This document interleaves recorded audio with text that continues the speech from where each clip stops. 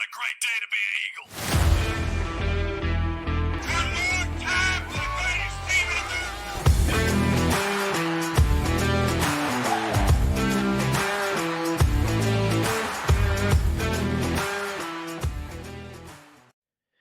Eagle Nation, we're back. Welcome back to Season 8. This is Episode 2 of GATA Talk, your favorite Georgia Southern fan podcast. My name is Matt. I'm joined, as always, by Cody. Cody, how's it going, man? It's going, man. Excited about football season's cranking up. They had the, I think the Fan Fest scrimmage thing tonight, or the night that we were recording this. So yeah, you know that football season's getting close. By the end of this month, we will have a first game against Fresno State, and it will not be preview episodes anymore. It will be recap and reviews and previews and head full of steam into the season. Yep. It's definitely in the air. I'm ready for it. Every kind of passing week, it starts to get more and more real, right? So yeah, really excited for that. So like I said, this is Episode 2 of Season 8. So if you have not listened to Season 1, please go and do that. Quick disclaimer, quick acknowledgement. Okay, yes, we had some sound issues, mainly on my part. Cody's voice was angelic as always. But yes, I did get a new soundboard, which I am not using right now while I figure it out. Just as a fail safe, I'm using the one that I've used for the past 7 seasons. So hopefully everything's corrected there. But yes, I did sound Autotune because I had an Autotune setting on that new board. So I sounded like I was underwater, or some people were saying, talking through a fan. T-Pain, I sounded like T-Pain at times, but that was not T-Pain. That was me. So yes, I did my best to fix things in post-production, but there's only so much one could do when it's recorded that way. So yes, definitely user error on my part. Apologies for that. But again, if you can get past me sounding like T-Pain, definitely go and check out Episode 1. We do off-season recap. We pay tribute to Freedom, our live bald eagle mascot that left us in the offseason in the spring, as well as a couple players that passed away as well. We talk about Texas State leaving the conference, Louisiana Tech joining the conference either next year or the year after. So go check that out. But as Cody kind of teased, this episode is our part 1 of our first official preview series leading into the 2025 season. So doing things a little bit differently here. We're going to try to get through offense, defense, and special teams all in this episode. We will get pretty in depth with like some of the player, personnel groups and things like that. Have, in-depth discussions around, key positions like quarterback. But yeah, try to fly through all 3 units in this one, and kind of just overall just focus on the team. So then in part 2, we'll get into expectations. So how does that all come together? What does that look like? How does the season shape up? Who are the teams we're actually playing out of conference, in conference? What it will take to win the East? What it will take to reach that goal of making it to our first Sun Belt Conference Championship game, and what it would take to possibly win our second Sun Belt Conference Championship and first since 14, so over 10 years. So that'll be part 2, but for this, just kind of focused on Georgia Southern, how things are shaping up in all facets of the program. So before we do that, couple quick announcements. First one, really exciting. We have a sponsor. Once again, our new sponsor is our old sponsor. It's Can Cut Tools. I'm happy to have them on board once again. They are owned. They are a Georgia family-owned small business owned by Andy Thompson, who is a Georgia Southern alumni. He's a supporter of this podcast, longtime listener of this podcast. Excited to work with him again. Very appreciative of his contributions to allow us to do this thing, and if you did listen to Episode 1, one exciting addition to this podcast is we have a video version of it now. So using Riverside, a tool to record this and distribute it on YouTube. We are on YouTube.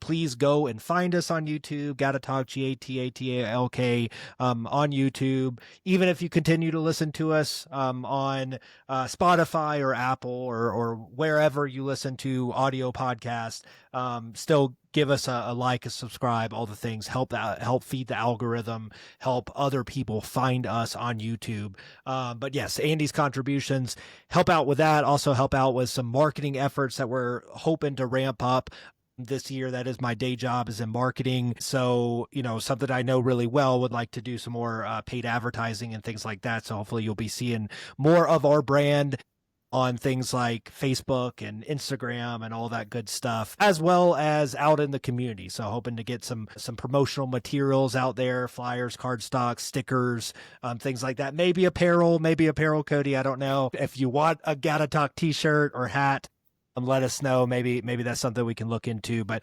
anyway, it's just going to allow us to really double down on this thing and hopefully 2x and possibly 4x this thing this season is the goal.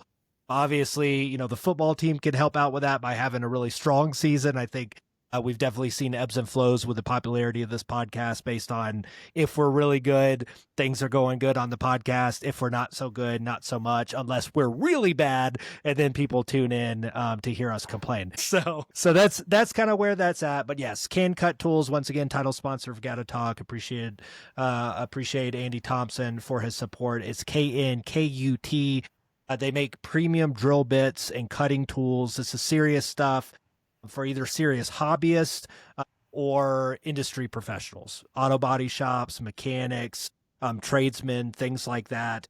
All made in the USA, premium materials, drill bits and cutting tools. So go check them out at cancut.com, KNKUT.com. Also, go follow them on Instagram, see what they're all about there. So with that, Cody, let's get into it. So, Sunbelt Media Days are in the books. Yep. The Sunbelt preseason list came out during that. We had 9 players, a record 9 players on either the first or second team, offense, defense, special teams, most of any by a large margin of any team in the Sunbelt. Really exciting stuff. Is preseason awards. I get it. Things can change. We know how that goes. Polls, we were ranked to finish second in the East. I think most of the so-called experts, feel that, it's pretty much a 2-team race in the East between us and James Madison. Obviously a ton of turnover at Marshall, with most of their roster going to Southern Miss and following head coach Charles Huff down there to Hattiesburg. The West is kind of wide open. Again, we'll get more into this in part 2, but I tee all that up to say, the one word that I could use to kind of summarize the feeling, or just summarize where we're at as a football program right now going into the 2025 season, I think is continuity. It has to be continuity. Year 4 of Clay Helton, usually around year 3 or 4 of a new head coach, that's when you start to see things really shape up. Whether it's through the transfer portal, through high school recruiting, truly get to implement what you want to do on offense, what you want to do on defense. We have returning coordinators on both sides of the ball there. Brandon Bailey comes back for his 3rd season. Ryan Applin comes back for his 2nd season as offensive coordinator. Quarterback, one of few teams, like a handful of teams in the conference with a returning starting quarterback, and JC French. We've got 6 returners coming back on offense, 7 on defense. Cody, we're ranked in pretty high up in the country in production, right? Returning production coming back. So yes, I think continuity is kind of the word that sums it up, which is a good thing. Obviously, I think it instills a lot of optimism going into this season. We're always cautious, cautiously optimistic. But this is the most kind of complete team, if you will, that we've seen in the 4 seasons so far of the Clay Helton era. I agree with you. And I think this is a record for your longest beginning of the show monologue. 9 minutes. 10 minutes. Yeah, nearly 10 minutes. No, but yeah, I think continuity is a great word to describe it. And on top of that, it's the first year that we have a returning quarterback under the Clay Helton era, which has not been the case. It is, we have, I think, 3 returning starting offensive linemen. I think we have, obviously 2 big time receivers that come back. In terms of tight ends, we don't have, our tight ends have graduated and moved on, but we were able to quickly find some really great transfers to come in and step in. And one being with a familiar offensive system from Western Kentucky. You have, again, I think you look on the defensive side, again, I think the front 4, I think 3 of those are returning starters. You have the linebackers is obviously, again, the position group where we lost the 2 starters. But again, you backfill it with a 7th-year guy from App State that was a multi-year starter there. You have an All-American from Elon. Looks like he may probably be the other linebacker. So you replace it with fantastic talent, and then you have the secondary again. I think of the 4 or 5, I think it's 3 positions that have starters coming back for that with only 2. So again, you're right. The continuity is there. You have the depth. It seems that most of these positions there. You have the coaching staff outside of a couple of position coaches and the special teams coordinator. But again, the special teams coordinator has been an assistant there for the last 2 seasons that just really just kind of stepped into a role that I'm sure they've been preparing him for as well. So no, continuity is a great term to describe coming into the season. Now, just what do you do with the continuity is the question. How do you capitalize on that continuity is the question. You mentioned having a returning head coach, coordinators, and quarterback. That's, I think, only a handful of teams of all college football that have all 4 of those returning. And so you hope that that gives you an advantage over not only your out-of-conference opponents, but your in-conference opponents as well. If you look at the East, as you kind of quickly mentioned, there's a lot of disarray in a lot of these programs, a lot of question marks, at least with 4 of them. And then you have, I think, us 2 in JMU, which is why I think we kind of get a lot of hype, I guess you can say, coming in. And then ODU, which has some familiarity, but just because of how they performed the last 3 or 4 seasons, is sort of a question mark for everybody. I think everybody kind of wants to say they'll be good, but they haven't never really proved it in the last 2 or 3 seasons, and they've always had some sort of stumbling block, except for us, in which they kick our tails for whatever reason. But for the other teams and the other games they play, they struggle. But again, no, I think as I break down each of these position groups and as I've kind of studied them the last week or so, I'm getting more and more excited. There's more I look at it, the less I see of holes or weaknesses. And I see where it's like, all right, this looks like to be a strength. This is a strength. This is a strength. And you just kind of keep going. Now, we'll talk maybe about the 1 or 2 position groups where we may feel like there's some question marks there. But again, it looks like this is going to be probably one of the best teams, if not the best team that Coach Helton has put together so far here at Statesboro. Yeah, Cody. No, I know it's definitely shaping up to look really good here. And yeah, on paper, we have all the pieces there. So let's just jump into it. Like I said, we have a lot to unpack. There's been a lot of previews and stuff out there already. We've been on a couple different podcasts and things like the G5 Hive. Those guys had us on for the 2nd straight year doing a preview.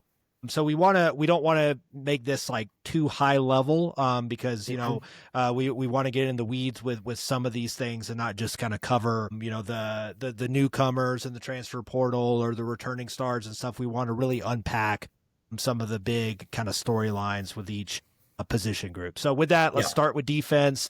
We'll jump in with the guys up front, the defensive line. So, this is a unit I'm really excited about, Cody. A lot of, we mentioned returning production. A lot of that comes on this defensive line. You got guys like Latrell Bullard, who's an all conference preseason player. And then you've also got, some guys like Deshaun Davis and, Kiba Seka, which I've been hearing a lot about. So talk to me about this defensive line, how you think they're shaping up, and how they'll kind of contribute to the overall defense. Yeah, hopefully that they'll be able to kind of increase their sack and tackle for loss production. But you mentioned the line. You got to mention the defensive ends with Davian Rhodes, who went out to media days with Clay Helton and J.C. French. You have M.J. Stroud, who, again, I think he's been a starter either on the defensive line or linebacker. He's kind of played in some part on the defense. I feel like for the last 2-3 seasons now. Here, you mentioned Bullard. He will, he's been a staple in the defensive line the last year or two as well. So again, I think maybe the biggest question mark so far is the defensive tackle position. I think there's 3 transfers that we have that are in contention for trying to compete. A transfer from Georgia Tech. I'm not going to pronounce the name because I'm going to butcher it, and I don't want to do that. I'm not going to try. Yeah, you have a transfer from UCF, Marcus Downs, and then you also have a transfer from Southern Miss, Caleb Moore, who all look to try to make their mark at that position. So again, we'll see how that turns out. We'll see where that comes to be at. I'm sure we won't find out anything until the week of Fresno State, whenever they release, if they release a depth chart prior to that game. But no, again, even those transfers, they all seem to be very, very talented young men and have, outside of the Georgia Tech transfer, which did not play last year, the other two, no, the UCF transfer did not play either. The only one that played was the one from Southern Miss. Right. So at least he looks like to have a leg up, but the other two seem to be pretty talented as well. So again, if they're as talented as what we're hoping and what they have shown, then the defensive line looks to be probably one of the most dominant defensive lines in the conference, which would be big. That would be a huge advantage for us. Again, there's depth there. You mentioned Deshaun Davis. We have, let me see, in terms of the other end, you have Jacob Ferguson, Kevaseka. Yep. Again, there's depth there. Behind Bullard is Corey Jordan, who seems to be a redshirt freshman. So I don't know if the nose tackle, as far as the depth there, but again, that could just be young depth that we've had in waiting and have just recruited heavily there.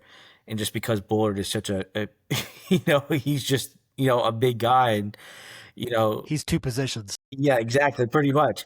So again, I feel like the defensive line is something that is pretty strong. And as long as, again, I think the main thing for them is gap assignment, being able to rush off the block and beat the offensive lineman. And if we can cause some havoc in that backfield, whether it's sacks or tackle for losses, this could be Bailey's probably best defensive front he's had since he's been here. Agreed with that. Cool. Well, yeah, let's move right on then to linebackers. Again, we'll circle back kind of on defense as a whole after we get through the position groups, and just talk about how all the pieces fit together, and kind of, you touch on a couple of them already up front, but just who are those kind of newcomers to really look out for, who's that 1 or 2 guys, and then who's the returning kind of stars on defense that we want to that we're going to hear their names called a lot, as well as some guys have been with the team that might step up. So we'll get into that after we go through the position groups, which takes us to the linebacker core. This is a unit that was kind of a big question mark going into last season, obviously anchored by Marquez Watson-Trent, our defensive captain, and really kind of the heart and soul of not just the defense, but the entire team. He obviously left, had 1 year of eligibility left, went into the transfer portal, ended up at Nebraska. So excited for him, excited to see how his college career, shapes up and finishes up there in Lincoln, but obviously leaves a huge hole in our linebacker core. Again, not just from a playing perspective, but from a leadership perspective. And one of the guys, you mentioned that I think will help fill that hole. Obviously, you're not going to completely fill the shoes of someone like Marquez Watson-Trent, but all you can do is, bring in someone that's going to bring kind of a different vibe, but still that kind of leadership mentality. And to me, that's going to be Brendan Harrington out of App State, arch rival coming down. He was a multi-year captain, I believe, for the Mountaineers, did deal with a couple injuries there, including one last year that sidelined him for several games. But he's, a high motor guy, again, a leader in the locker room, leader on the field, kind of a field general there. So, yeah, let's just start there, Cody. Tell me a little bit about Brendan Harrington. 28 career starts. Let's see. I think he had 167 tackles at his career there at App State. Again, so he's, not afraid to get in there and make a tackle. A multi-year starter, and if you just look at the career starts, 28, that's what over 2 seasons worth right there of starts at App State. So you're getting somebody experienced to kind of, yeah, like you said, step in and fill the shoes of Marquez Watson Trent, which is pretty big shoes to fill. And, if you're trying to find somebody to do that, he would fit it perfectly, pretty much. I mean, best as you can get. So that's exciting. And just in that in of itself is that hopefully we won't take too far of a step back, because not only did we lose him, but we lost Davon Gilmore, who played, to me, fantastic. Yep. That was a transfer from Wingate, which is the Division II school. Yep. And, again, that was a question mark that we had going into last year in terms of, we knew what we were going to get with Marquez Watson Trent. We didn't know what the other linebacker was going to be able to accomplish. And I think he far exceeded any expectations that anybody had and played really, really well. And so, it's huge when you lose 2 guys who played really well for you, who really anchored the defense for a lot of the season last year. That just makes trying to replace that position group this year much more difficult. And I think we've done the best that we can based on what I've seen so far with the transfer from App and Harrington. And then we get the transfer from Elon, Yep. who is an All-American at the FCS level from Elon, which his name is Brandon Tyson. Yep. Brandon Tyson. So, again, you lose 2 really talented young men, and it looks like that we've recruited 2 really talented young men to come in and take over those spots for this season. And, that is all that you can ask for as a fan. Now, whether it hits or not, that remains to be seen, but at least it looks like we're not going to really drop off that much from the linebacker core, which is huge, considering that that's a big part in terms of not just run stoppage and make sure that they can hit the hole that they need to hit, but also if they need to drop back into any sort of coverage and zone, or if they need to pick up somebody, in some sort of man scheme that they have to run. So again, we'll see how it plays out. I'm not worried about the linebacker group. Agreed. I think the only thing I would be slightly concerned with is just gelling, right? How they gel, because that's true. They are new That's guys, true. right? So yes, you've got the 28 starts with Harrington. That's great. Hopefully he comes in there. I'm hearing good things out of camp, right? From the reports we've seen of picking up kind of right where he left off. Coming in from an arch rival, that's always kind of odd, but yeah, it seems like the guys have already kind of bought in and rallied, around him. And I think he will be a leader in that locker room. But yeah, again, you can't replace someone like a Marquez Watson Trent that, again, not just the talent on the field, but just the leadership skills, and that just comes with time. Yeah. He's been with the program since the start. So that would be my only question mark, where I think we either even out, if not even one up in talent at the linebacker position. I think there might just be some learning curve there as far as the system, the assignments, communication, all that kind of stuff, right? Mm-hmm. So that would be my only slight concern there. But yes, from a talent standpoint, I feel really good about that. Yeah. So. No, I agree with you that I think your concerns are right, and hopefully we'll see if there is any issue with that, it's quickly resolved either in fall camp and certainly does not make it into the first game against Fresno. Yep. Cool. Well, let's move on to the defensive backs.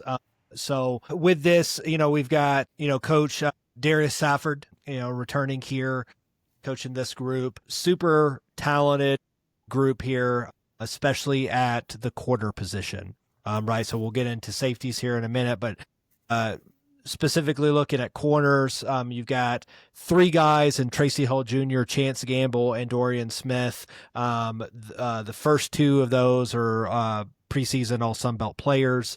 You've got, Gamble obviously transfers in last year from Kennesaw State, has a huge year, some key interceptions, in big moments, last season, high motor, ball hawk, is the best way to describe him.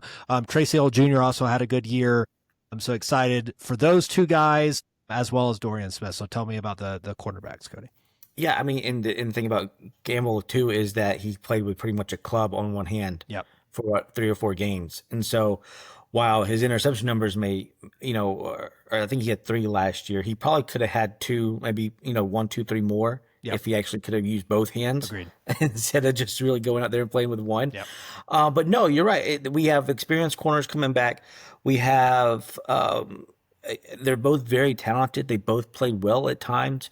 You're not always going to have perfect coverage. You're going to get beat from time to time during the season. That's just football. But again, these two young men have played consistently really well throughout. And again, continuity, they play well continuously. They don't seem to go through ups and downs or ebb and flows. If they have a bad play, they forget about it and move on. Again, you can't really say enough good things about this group and these two young men. And again, to get back to it, is you look at that and you think, all right, we got two really good corners that we feel like we can match up with just about anybody that we play this season. I don't know if there's Fresno State's, doesn't, the teams that we have to go up against in the conference, I feel like they can match up against anybody that they throw out there. So this would be interesting to see how big of a jump that this unit can take going forward into this year. Yep, for sure. All right, so moving on to the safeties. So with this one, Cody, we've got Justin Myers, a strong safety, who was here last year that started a few games. And so let's see. And then behind him is, Prince Green, which appeared to have played in a few games last 2 seasons. And then it looks like we may have a transfer from Ole Miss possibly, but at least at the strong safety position there. So again, Justin Myers. Maybe a transfer from Rutgers too, I'm seeing. Antonio White too. Yeah, that's at the other safety position. Yep. It looks like. So yeah. But yeah, again, we have experience there at that position. It seems to be one that 5'11", 200 is Justin Myers. Again, I just think that I'm looking at this right now. I don't see where this is really an issue. I think this is a position that this should excel in. Matt, what's your thoughts? Yeah, no, I think so. I mean, I think probably not as common household names, right, as the cornerback crew. Yeah. But still a solid unit. I think there's, a good amount of depth there, probably anchored by Myers. But yeah, it seems like we brought in some key transfers, and it's a pretty solid room. Again, maybe with some younger guys or guys that have been with the program, haven't seen a ton of playing time. But yeah, I'm not super concerned about this unit. I mean, maybe because of that, like out of everything, like it's definitely I would say it's the position group on defense that probably is like the least known, but I wouldn't say that's like means that it's the biggest question mark, right? So yeah, I think it's going to be solid. No big concerns around it, but again, when you look kind of at the defensive backfield as a whole, guys like Gamble, they're going to be the ones that, and Tracy Hill Jr. are going to be the ones that really like stand out more so than the safeties. But yeah, I think the entire unit is going to be pretty solid. Yeah, the other safety position is one where it looks like there's not, again, we don't really know the names. We haven't really seen them, too much in games. But again, the free safety position is where it looks like sort of like the defensive tackle position, where it's like transfers that have came in. We got the transfer from Georgia Tech, Jaden Davis. You have the transfer from Rutgers, Antonio White. And then it looks like we got a couple of a redshirt freshman in Jalen Bentley, who looked like he got into a couple of games last year and had 3 tackles, but again, not a whole lot of stats from last season to kind of really to showcase what we really have there. So again, I think you're right. This is a group where there's not a lot of experience there in terms of stats and games started, but at least they seem to be pretty talented in what we have. Everything seems to be coming out of camp pretty well. Not to seem like there's really a question mark there. Just again, it's hard to really get a read on what this position group will do when you don't really have anything to go up against or to go back and look at. And so we'll see. Again, as fans, we won't really know what we got here until Fresno State and USC.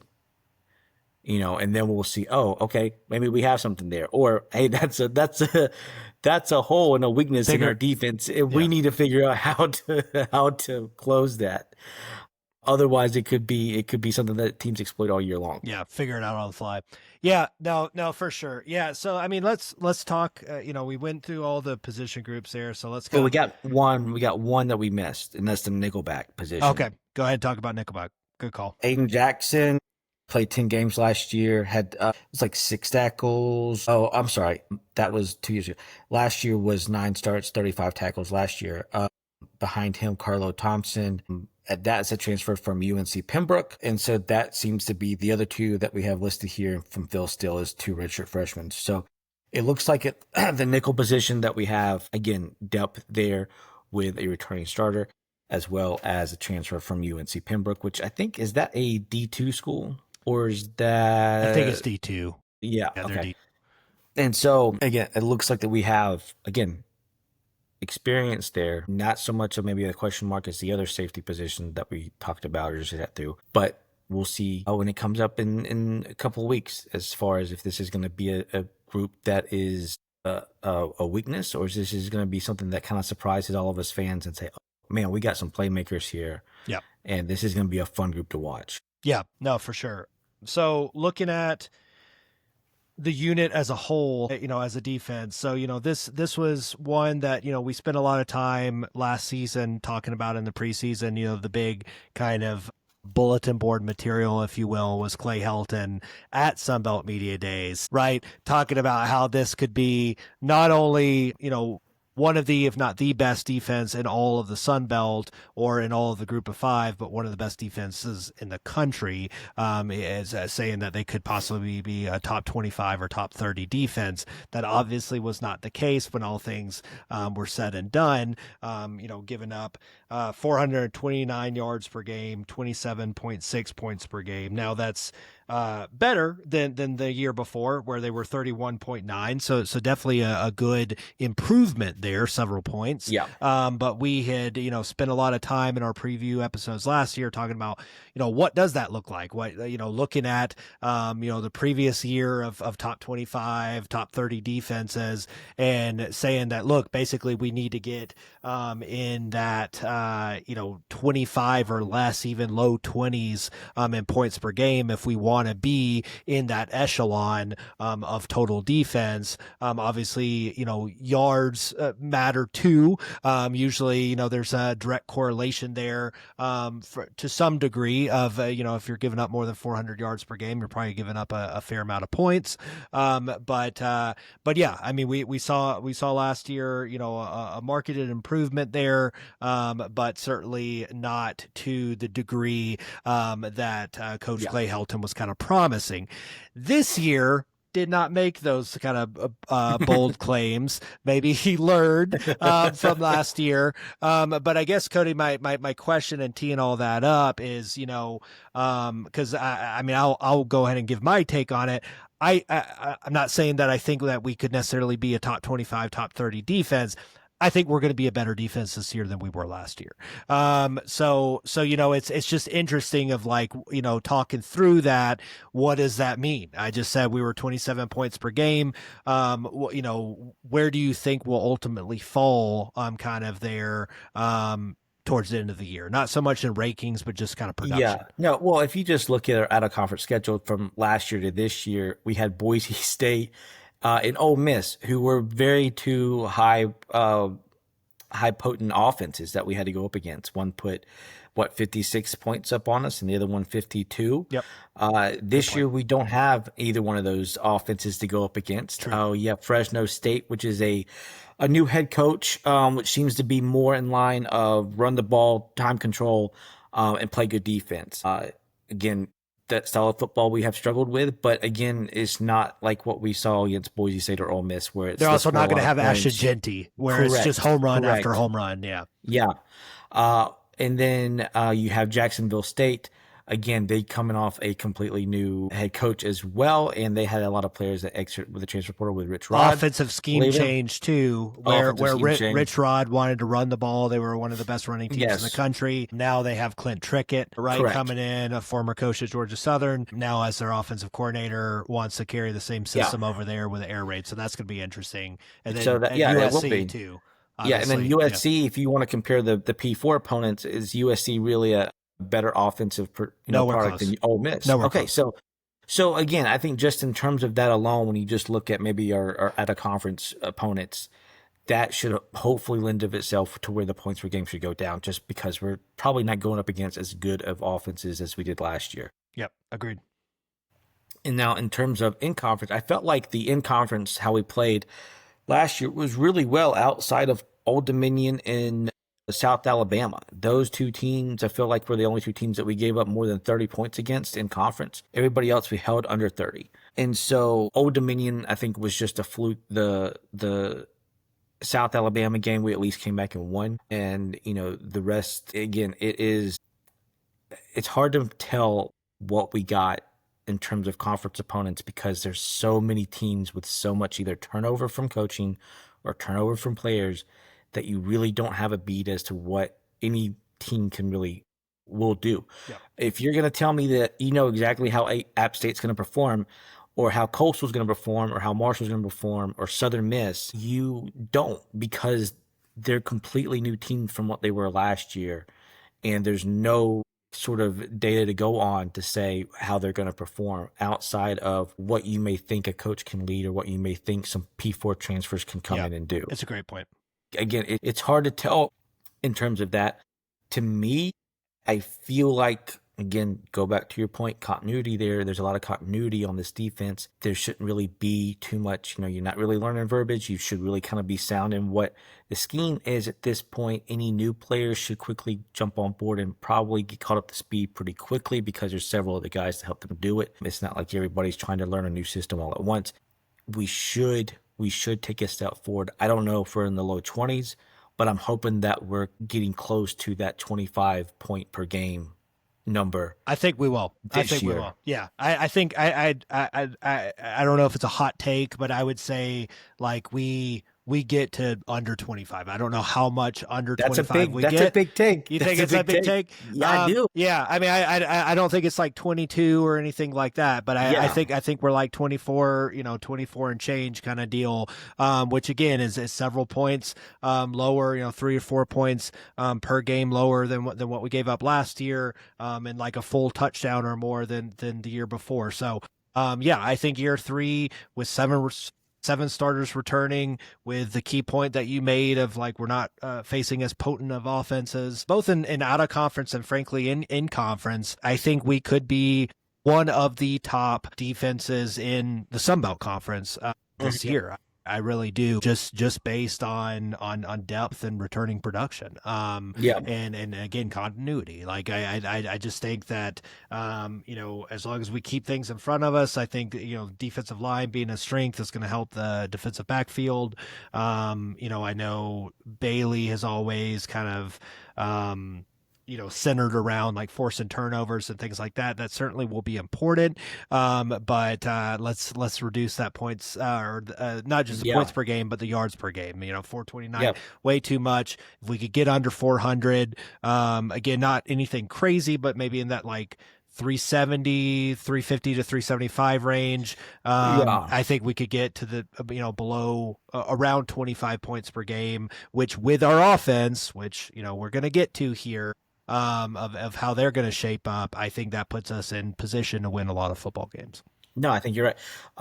I think that the key thing, if you really want to shrink down the yards per game aspect of it, the key to that for our defense is when you have these 3rd and 5, 3rd and 6 plays or longer, you got to make the stop and get off the field and force the 4th down and force the team to punt or for the long field goal or whatever. You just can't let those types of situations where the teams can convert. There were times in which we struggled with that last year. I think the Troy game was one, as well as the bowl game against Sam Houston State at times where we could get to, 3rd down. It could be, something like 3rd and, between 6 and 8 or 3rd and 9 or maybe even long. And we give up the 1st down and we can't get the offense off the field. So, I think that should, to me, is one area where I want to see at least some improvement on is our defense 3rd down stops and able to get the opponent's offense off the field and get our offense more opportunities to go out there and score points. Because like you said, I think our offense is in a position to where hopefully we score a lot of points this year and can really start putting pressure on teams early to either keep up or go one-dimensional. Yep. Yep.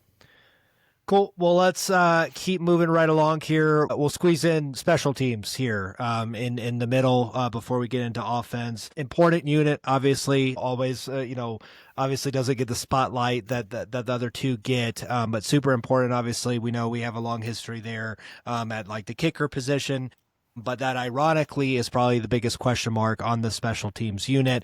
Everything from returner to punter. Alex Smith coming back as our punter. The Aussie, he is all preseason Sunbelt first teamer. So excited for him. Hopefully, we don't have to use him very often, but he is a weapon back there at punter. But yeah, kicker is a big question mark. Cody, we don't have a returning kicker. So talk me through that of who we're kind of looking at. We don't. From what I can tell, and again, this is based on Phil Still. So obviously he is talked with Coach Clay Helton as well as done his research as to the rosters with the school. It looks like right now we have two. We have a freshman who was trained out of the same kicking school as Alex Smith, Pro Kick Australia. This young man is from Ireland. I believe the first name is Donnell. So we'll see how that, again, at least with Alex Smith. Alex Smith came in and started as a freshman right away as well out of that kicking school and did really well. I would not hopefully see any issues with that.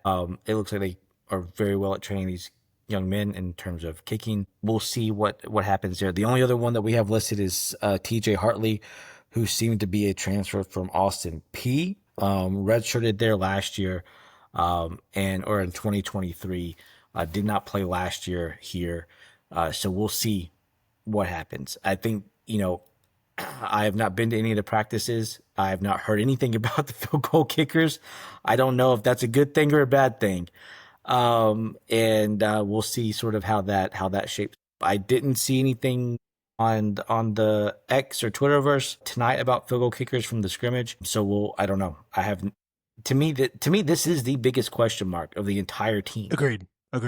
And it was last year too. It was last year too, right? Yeah. Because the second straight year where we lose a kicker, and I mean our field goal kicking was solid last year, but with Gavin Stewart, right? Yeah. So now he's gone. We obviously had the kid before him that went to USC, transfer from Minnesota. So it's been a revolving door there. And I think with our history at producing like kickers, and being kind of kicker now with the transfer portal, obviously kicker isn't like the position that's like going to be super lucrative, but obviously if you can show your worth, there are big programs out there that are willing to pay for quality kicking. So we're starting to kind of see that trend. So really having to kind of fight the headwinds there as far as like replacing that position each and every year. And I don't know if that's going to slow down anytime soon. Yeah. So it might just be a kind of next man up mentality for, the foreseeable future there, where every year we're talking about, we don't know who it is. And then a couple games in, we're like, he's good, he's bad, he's somewhere in the middle. And there it is, so, and if he's on that kind of good tier, then he probably won't be here next year. That's just kind of how it is now.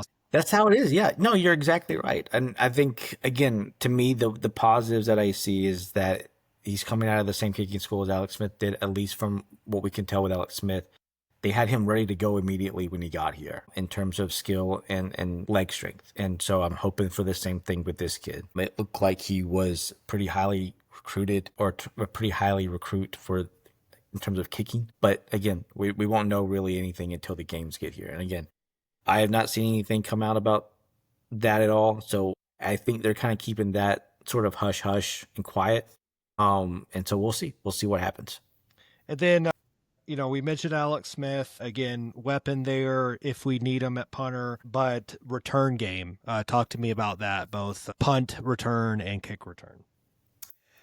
I don't know anything about the kick return. I think Josh Dallas will probably be the punt return, I believe. I think he was first or second team for that. for the Sun Belt? Let's see. He was. I don't think we had. I think Alex Smith was our only. Oh, man. Yes, he was. He was? Okay. No. I'm saying Alex Smith was our only special teams. Okay. Yeah. Okay, so we know that Josh Dallas can return punts. He did it last year in conjunction with LV Bunkley. DeAndre Buchanan. He's not back. He's No, drifted. I'm saying last year. Oh yeah, he was a kickoff. I don't think he did punts. So I'm not sure as far as who will do the kickoffs. Yeah, Bunkley Shelton was doing that. Yeah. So yeah, probably Josh Dallas. Jet's gone. Yeah. Yeah. So that's a bit of a And question. so I'm trying to think of who else did it last year. Cobb. This is just I think Cobb maybe did some. Cobb, yeah. I think Cobb maybe did some. Did Badinga do any in terms of kickoffs? I can't remember. Yeah. I don't know. He might have been back there, but he didn't get a lot of touches. Yeah. So yeah, in terms of kickoff, that's a question mark there because who knows? I mean, I'm sure they have it figured out by this point, but in terms of us fans, we won't know, and I haven't heard anything. Yeah, could be a younger guy. It could be a guy that doesn't get a lot of action either on the offensive or defensive side, possibly. But yeah. But I would think either Cobb or Dallas would probably be for punts, unless there's a transfer that came in that's taking it over. But I would assume that it'd probably be Dallas. Yeah. Yep. Cool. All right. Well, I guess with that, let's go ahead and switch to offense here. Obviously a ton to unpack. The unit, I'm sure everyone's kind of been waiting for us to talk about. We teed it up at the beginning, with obviously quarterback JC French returning. I guess let's just start there. He Junior coming back. Obviously, we have some transfers in, notably in the younger Helton, Clay Helton's son, Turner Helton coming in. We, from what we're hearing out of camp, he possibly could be QB2, but we're not sure. Obviously we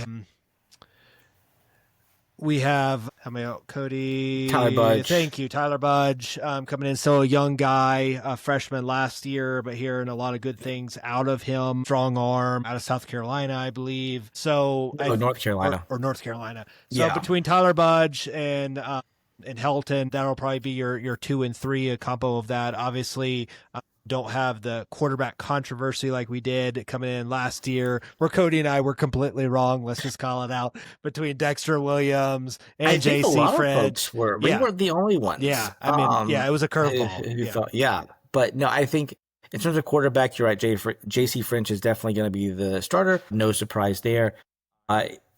Looks like Turner Helton, by all accounts, is probably QB number 2 in terms of media day comments, in terms of what I've seen online tonight after the scrimmage. It looked like he probably played pretty well, as well as did Tyler Budge. So, again, I don't feel like, to me, Turner Helton, Tyler Budge, 2 or 3, I think they could probably go either way. Just however you want. I think with Turner Helton, he is a junior, I think, junior or senior. As a junior. He's the same as French. Okay. Yeah. And he's been in the same system at Western Kentucky. Yep. And has probably been a little bit more adapt to the speed at the college level than Tyler Budge has. So those things will probably give him an edge. It will probably be the reason why you would probably want to have him at the number 2 spot. And I think that was position. The goal, right? I mean, obviously, people are going to call for nepotism and things like that. Let's just call it. But that's what I mean. Let's just call it Okay. Okay. When that happened, that's there was a lot of talk out there like, hey, what's going on here? Blah blah blah blah. And I think it's easy, but also a lazy claim, a lazy take. Make like comparisons to like a Colorado and Deion Sanders and Shador kind of deal, right? That's not what this is. Yes, Western Kentucky with Clay Helton's brother being there and Tyson Helton. It has been somewhat of a feeder system to us and vice versa. We have exchanged several players on both sides of the ball over the last couple seasons here. But yeah, I think it's one of those things that when I heard that news, I certainly wasn't concerned like, oh, he's going to come in and just take over QB1 spot immediately, Yeah. and it was going to be this whole thing, and Elton was going to like live or die by his son at quarterback, right? No. Like that's not the case. But to your point, like it does give us someone with playing experience, with starting experience, right? He started a bowl before. It gives us where if, God forbid something does happen to JC French injury wise, we got a guy that is capable of leading this team, that knows the offense, that can do it. I mean, we can sit here and debate, for an hour of like, is Tyler Budge or Turner Helton, who's the more talented guy? I honestly don't know. I haven't seen enough tape on both of those guys. But you nailed it, where, I mean, you've got one guy in Budge who's I think talented, who I think has a bright future here. But throwing him in the Lions Den is a pretty big risk if you have to do that, where having that safety net, having that insurance policy and Turner Helton is a good thing. Yeah, no, it is a good thing. And like I said, hopefully the playing time that he sees is when we're up by 6-7 touchdowns in the fourth quarter, and we're just trying to get through the end of the game. But no, to me, when a lot of the chatter talked, when it was announced on social media that he was coming here, I thought it was ridiculous and was, I think, really kind of uncalled for, because I don't think, especially with that family, right? Like, he's also the son of a coach who had to go and kind of make his own name. I'm talking about Clay and Tyson here, but they had to, so I think they are probably more so than anybody else wise of nepotism and making sure that they don't ever cross that line, and making sure that, anybody who plays has earned the spot, whether the last name is Helton or whether the last name is French, or whether the last name is Bedinga, or whoever the case may be. Yeah. And the thing is, I mean, from that crowd, even though like I don't, I guess, want to give them too much attention, because I do think that's a weak, lazy argument. I think one of the points they were trying to make was like, is this taking a roster spot from somebody? Is this, I mean, and yes, technically it is taking a roster spot. However, I don't know all the details. Is it taking like NIL money? No, I don't think it is. I think he's there. He probably is on scholarship, I would imagine. But, I don't think we're paying him hundreds of thousands of dollars to be here and be our backup quarterback, right? So like those kind of claims are weak, and I think those can just be thrown out the window. Yeah. Like this, and Helton even Clay Helton made a comment during media days that basically alluded to that. He was like, we basically got him for free, was like, I'm paraphrasing, but that was like essentially the comment. Was like, it's nice to get someone like of his caliber for free, again, kind of as a safety net. That is, he didn't say safety net, I'm saying safety net, but like, that is what it is. So it's like, he happens to be a son. And that's the other thing too, when you're trying to, let's say that you do have a depth issue. If you were like one more quarterback in your quarterback room and you're trying to use the portal to quickly fill that, if any of those quarterbacks in the portal who are transferring have aspirations of wanting to start, odds are they're probably not coming here, right? Because JC French is their starter, and he beat out two really good quarterbacks last year for that position. And so that probably took out quite a large amount of quarterbacks in the portal right then and there. And then if you're looking at somebody else, well, are you going to trust somebody who is third or fourth string at a power four school who may be a redshirt freshman just like Tyler Budge? Or would you rather have somebody who's been in a very similar system, who's a little bit older, who's been in some games like Turner Helton has? And I think that's a really easy question to answer right there. Agreed. Obviously you want Turner to come in. So, yeah, I think for the situation, I think he's probably the best quarterback we could get for what we need. And I'm glad that he's here. Agreed. Yeah, no, perfectly said. I think it's like the best case scenario for a backup quarterback, and I think that was the point, was to find a quality backup to again be that safety net. You've got Tyler Budge there. I don't think it necessarily threatens his longevity here necessarily. I think he still has a bright future. Again, a freshman, redshirted. You've got obviously Weston Bryan come in, a guy that a lot of people are excited about. True freshman out of high school, Lee County High School.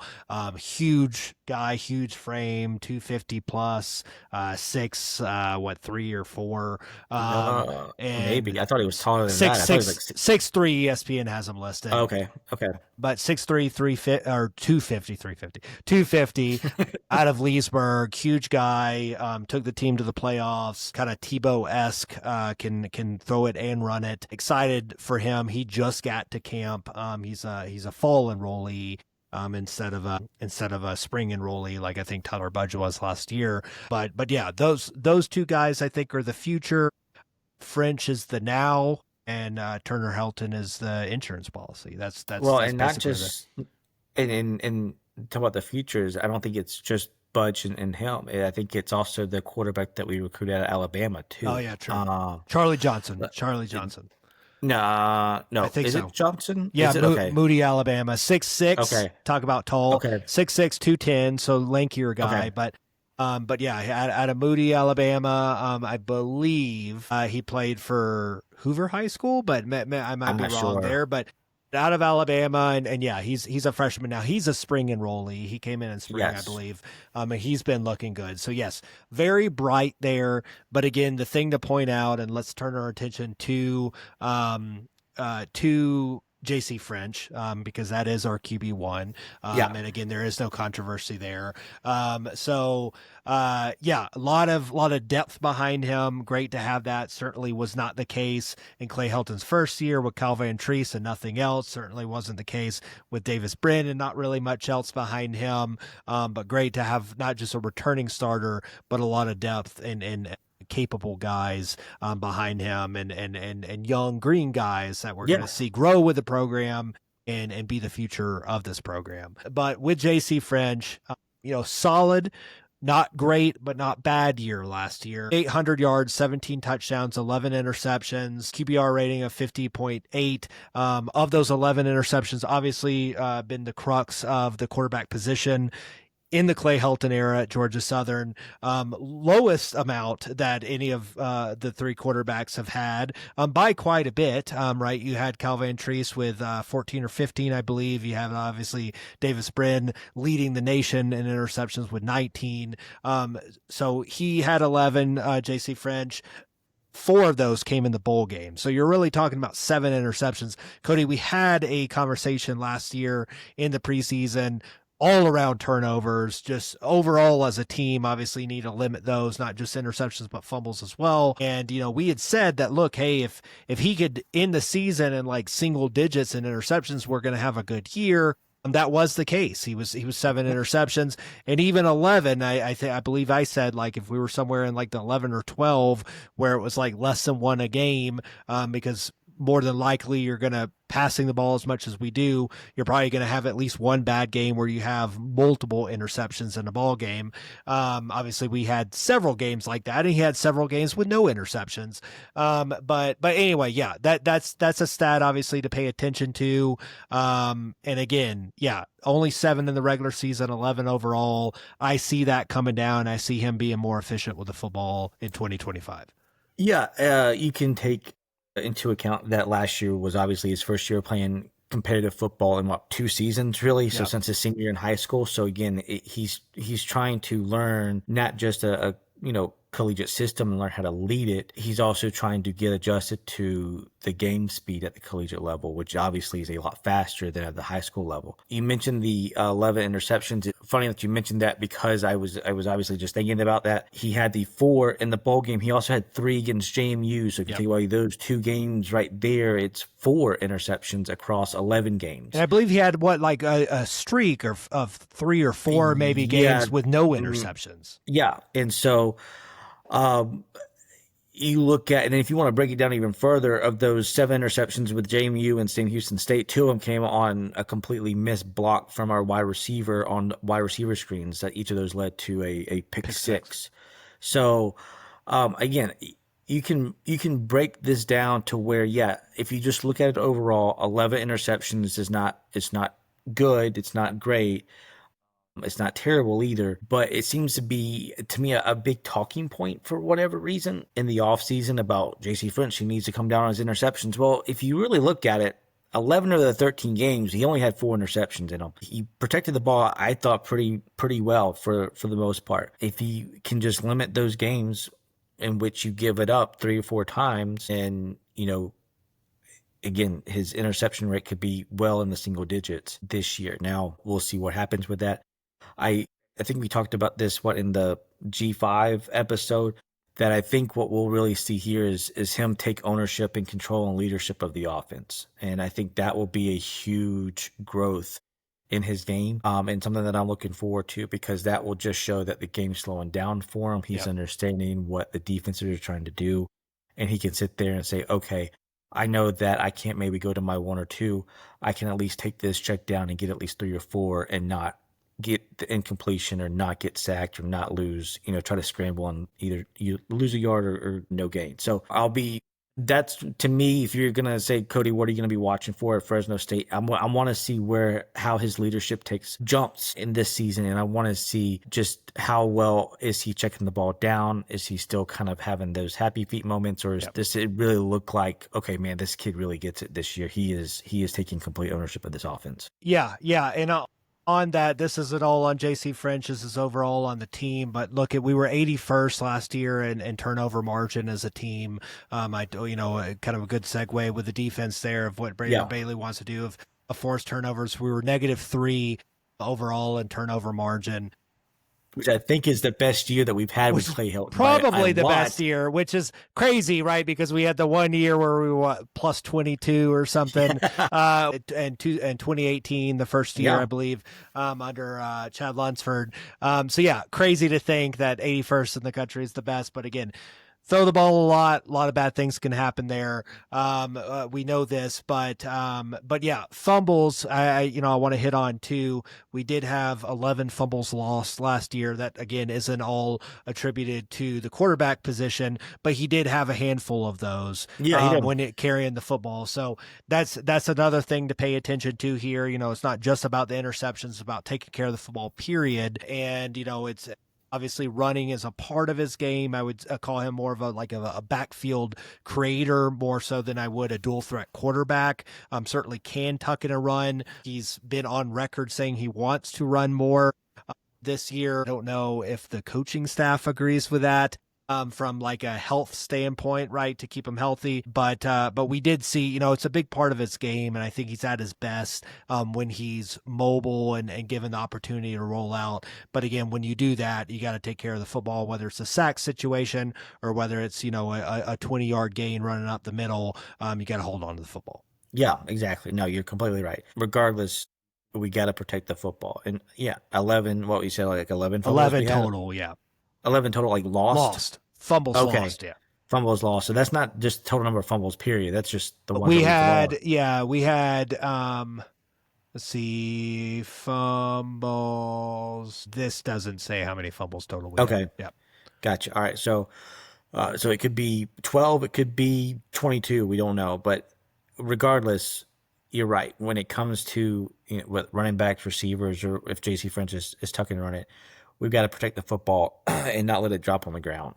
So yeah, again, -3. Well, that's, and I'm pretty sure that's the best that we've been. Probably. Oh, it has to be. Because again, just interceptions alone, you're talking about the brand year.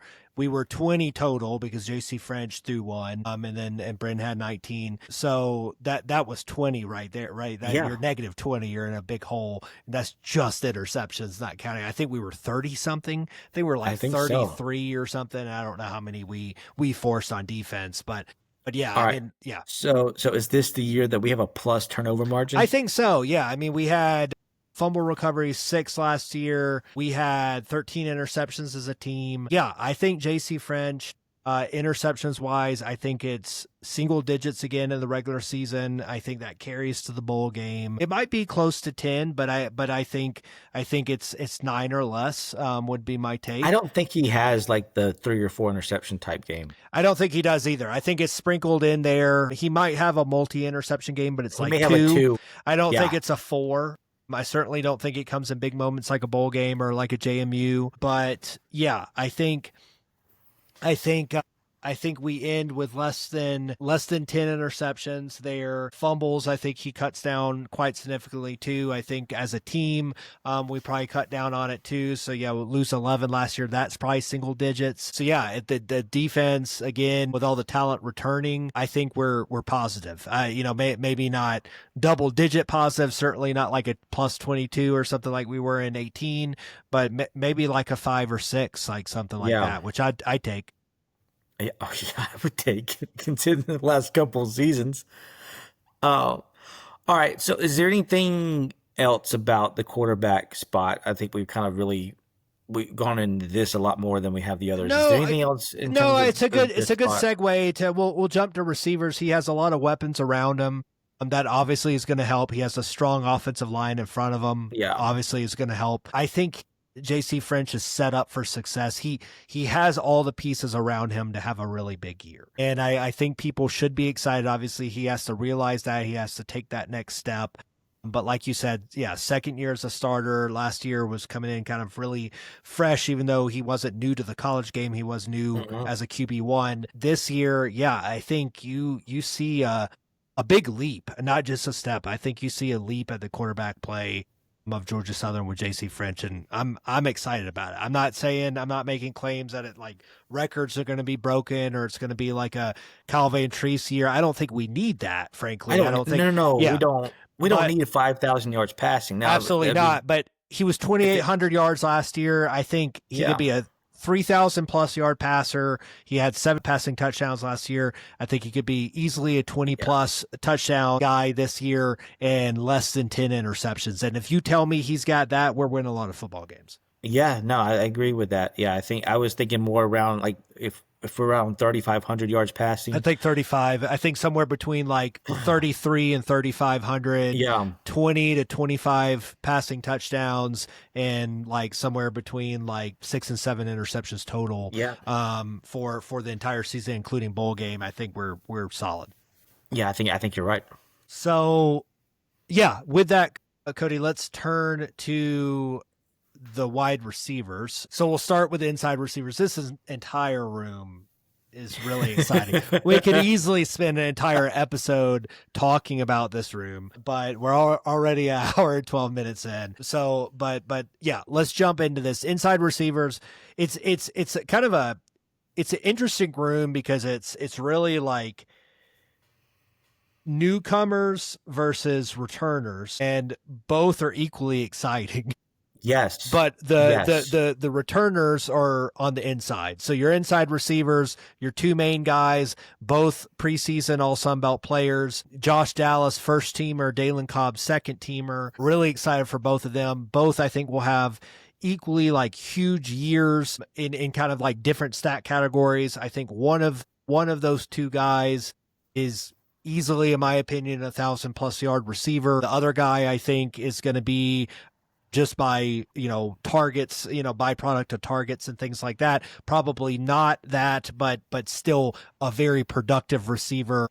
6 to 8 kind of touchdown guy, still like 600 to 700 yards possibly. So yeah, inside receivers, that's your kind of your returning group. 2 really strong receivers there with Cobb and Dallas. Not just 2 really strong receivers, but 2 strong receivers who have great experience and who are juniors and seniors and are leaders on that side of the football. I mean, and it's been in this system for what? I think Dalen Cobb's been in this system. This is 4th year now. Yeah. Josh Dallas is his 3rd year in this system. So again, they know the system inside and out. They know where they need to be. Both of them have learned behind the likes of what Caleb Hood, and I forget the young man who would play that inside slot position. The first year Helton was here.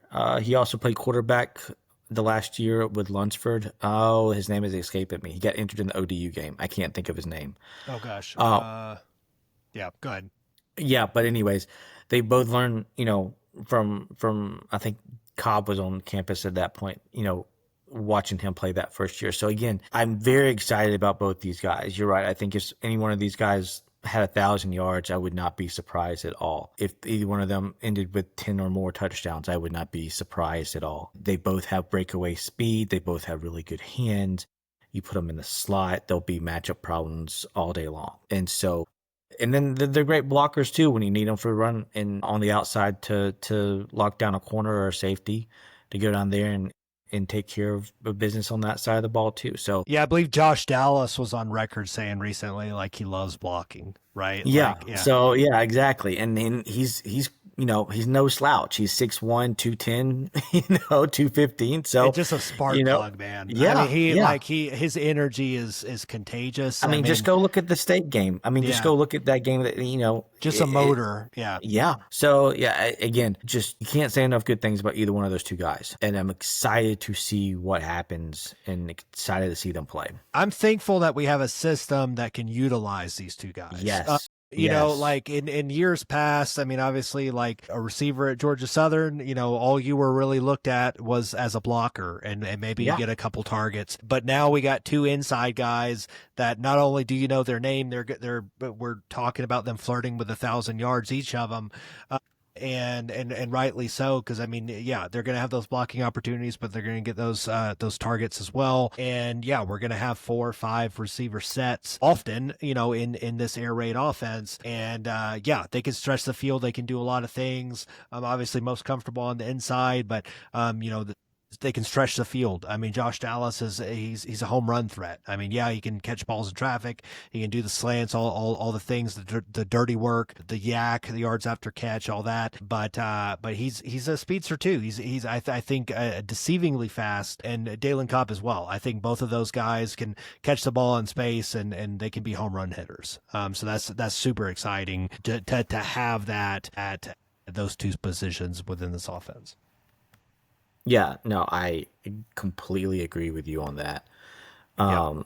Let's see. So, all right. Anything else about those two guys? We want to talk about any of the depth behind them at that position? Yeah, we can quickly if you want. You want to handle that? Yeah, we can. Let's see. So, kinda. Josh, you have Dylan Gary. That's a West Georgia transfer, right? Yeah, I think he's mostly going to play on the outside. I think outside. Yeah. But you also have somebody, and this is a name that I've seen a lot from the spring. I think I saw him from tonight's game as well, scrimmage. Carmelo Mays, not to be confused with the pro wrestler Carmelo Hayes. Carmelo Mays as well. Let's see here. What about Taylor Bradshaw as a guy I saw? Oh, yep. That's coming another out one of spring. too. Yep. So, and then a possible transfer from Florida, Brian Green as well. So we'll see kind of how that shapes up. But no, I think if you're going to talk about somebody in that position group that is not Dalen Cobb or Josh Dallas, I am really excited about Carmelo Mays. He seems to be, to me, very exciting, seems to have great hands, and is very, very fast. Yep. Cool. Well, let's move to the outside then. Again, this is where you get the outsiders, the newcomers coming in, but equally impressive, equally exciting, equal hype around these guys, even though they're not, mainstay names with the program. Really excited. Let's start with the big transfer, arguably the biggest transfer of the offseason, Camden Brown, transfer out of Auburn, wide receiver, huge frame, 6'2", 200 pounds, might even be pushing like 6'3", I think. But out of Monroe, Louisiana, again, played at Auburn, from St. Thomas Aquinas High School, powerhouse in the Miami area. So, yeah, he's a guy that saw playing time at Auburn, through multiple years there. dating back to 22, played in 12 games there, 13 games in 23, 24, played in 12 games in last year in 24 in Auburn. Production did go down each year, which was interesting. Not so much, it was more so like the targets. Not so much like his production as far as like what he was able to do with opportunities, just less opportunities. So that's interesting, but he's a guy that early enroll, came in the spring, lit it up. I believe he played in the spring game. Cody, correct me if I'm wrong. Yeah, he did. And we've heard a ton about this guy. There is a lot of hype around him. And it seems like he's going to be our wide receiver one. Yeah, it does. Anytime you hear, I think, an interview with J.C. French or even with Coach Clay Helton about the wide receiver group, his name always seems to come up. He seems to be obviously a big frame, a big target. Seems to be able to go up and get the 50-50 balls, which is what they need, as well as stretch the field and really, go over the top over the defense. So I think this will be, I don't know if we really had a weapon like this in the last year or two. And I know we had Durbin Burgess, but Durbin Burgess was on the shorter side. He was 6 foot, 6'1". Yep. I don't know if we really had a large wide receiver Caleb like this Hood, with this sort Burgess. of speed. Yeah, we've always had those like gadget guys, right? And like much like the running back position, like we've always had those like smaller guys that were the speedsters that ball hawks, could catch balls in traffic, things like that, but never those like big targets outside of tight ends, never those big targets at the outside receiver. Yeah, so I think that this will be a great weapon to have on offense. Again, if you hear any interviews with the quarterback and with the coaching staff, it seems like this young man is going to be a heavy, heavy part of our offense. And it looks like we're going to probably go to him a lot and often and early. And so as much as we have hyped on Cobb in Dallas, this young man, Camden Brown, seems to be the real deal and seems to be somebody that you mentioned 1,000 yards, possibly with this is a young man that could probably also have 1,000 yards or could be the leading receiver at the end of the year. It could. Yeah. There was a guy, and I'm sorry, I don't have it pulled up, on one of our followers on X, basically saying, hey, look, the two guys that we have on the preseason team now, typically those are going to be returner guys and not like transfers in, because there's a lot of unknowns and question marks there. But yeah, their kind of hot take was basically the two guys on the preseason list might not even be there at the end of the year. And it doesn't mean that they didn't have a productive year. It means that other guys had even more of a productive year. Yeah. And yeah, I mean, you could see that could come to fruition. I mean, you could see a Camden Brown on first team offense at the end of the year, and possibly a Dalen Cobb or a Josh Dallas, or both of them, fall out of the first team or second team. Maybe they're an honorable mention or something like that. Again, having a good year, but we're that loaded at wide receiver. Mm-hmm. Yeah, no, you're right. And that's not even, again, you mentioned we teased them earlier because in the Phil Steele book, they only have the 3 wide receiver positions, so they had to put this young man somewhere else. But there's a transfer from West Georgia that is also getting a lot of hype out of camp, who's also seemed to be a speedster. I think he's on the shorter side, so like the Durbin Burgess side. I think he's 6 foot, 6'1". But if I'm not mistaken, at West Georgia, he had pretty good stats at West Georgia, and seems to be a young man that again has stepped in, and is turning heads. He's listed as 6'3", so he's listed. Is he? He's listed okay. bigger. He's Good. listed bigger. Yeah. So out of North Gwinnett High School, one that we know well. 6'5". Wait, what are you looking at? I'm looking at the official Steele. roster. I'm looking at the official roster. All right, I had Phil Steele's book. So this is according to Georgia Southern's roster: 6'3", 210, Swanee, Georgia.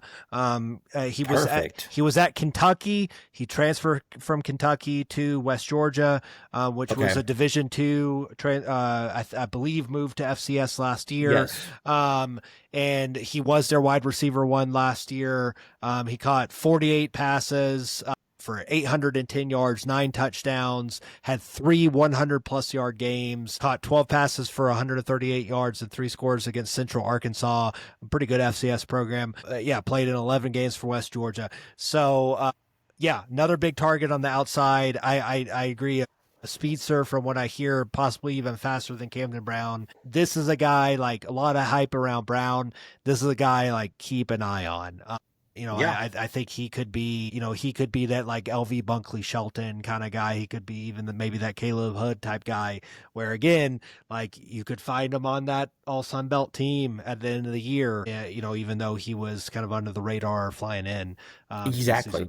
Yeah. Exactly. I mean, this could be somebody that hardly anybody's talking about. And then, 3 games into the season, this is the only person anybody's talking about. And again, he's not the only one like that. You still have Marcus Sanders, who we've seen sparks, flashes from. Flashes is a good way to put it because that guy gets the ball in his hands, and I mean you're talking about a home run hitter, like exactly.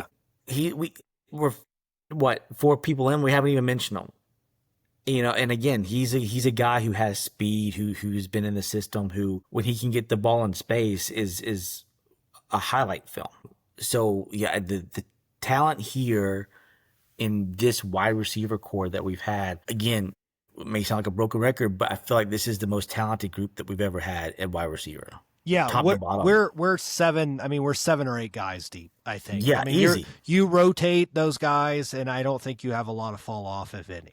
Yeah, and if you play the college football game, you have Jordan Woolen, who is the fastest guy from, like a speed 91 from last year's game. I don't know what he was in this year, but again, he's another one he's kind of been mentioned. I don't know how much he'll get in. Hoover High School redshirt freshman, 5'11", 165, but super speedster. We obviously lose Jet, Thompson, but yeah, that's a guy that could easily slot in and fill that kind of speed. Fill that role. Maybe even returner spot, bounce back to special teams. Yeah. So there you go. Again, we got, there's a lot of talent in that room.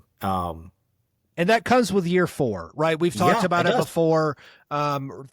Doing this system, talking about, throwing the ball anywhere from 450 to 600, passing attempts a season. That's something that makes wide receivers' eyes light up. Guys like Camden Brown, who may have been buried on the depth chart for whatever reason at a P4 program like in Auburn, or, under radar guy like Gary out of West Georgia, that piques their interest of like, man, I'm going to come here. I'm going to get my targets. Like I'm going to get mine. These other guys are going to get theirs too, but there's enough to go around because we are going to be slinging it around. And again, it sets JC French up for success. Cause pick your poison.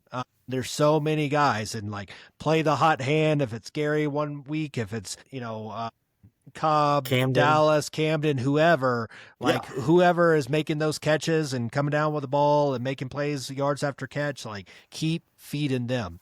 I think we're here's my bold position. Take is that I think at the end of the year, this wide receiver group will be looked at as the best wide receiver group in the group of 6 now, group of 5. Football. Agreed. Not just Sun Belt, but all a group of 5. I agree. I think it's the deepest. I think it's the deepest by far. And obviously they have to realize that potential, but it's there. And the quarterback obviously we're going to get to offensive line here in a second. That makes the whole thing run. But spoiler alert, things are looking good. So, it's like JC French has a treasure trove. He does. He has a treasure trove. He's got the protection and he's got all the weapons behind him. Obviously running backs we'll get to, but we're deep. We are. So with that, let's jump to offensive line that we'll round out with running backs. Well, we're going to do tight end. Oh, tight end. Yeah. All right. So because tight end is also a deep. Tight end. Yeah. You're right. So with that, obviously, you teed it up at the beginning of the episode, Cody, but obviously the transfer out of Western Kentucky, the feeder program with Helms. Do you think Clay calls Tyson is like, hey, you're my feeder program, right? You're my feeder program. I think they talk. Yeah. I feel like they just like talk at like Thanksgiving and be like, who you got? Well, I got this tight end. Well, I got this tackle, and it's just like this thing. But so I think it probably starts with River Helms, the transfer out of obviously other guys to touch on here, but tell me about River Helms.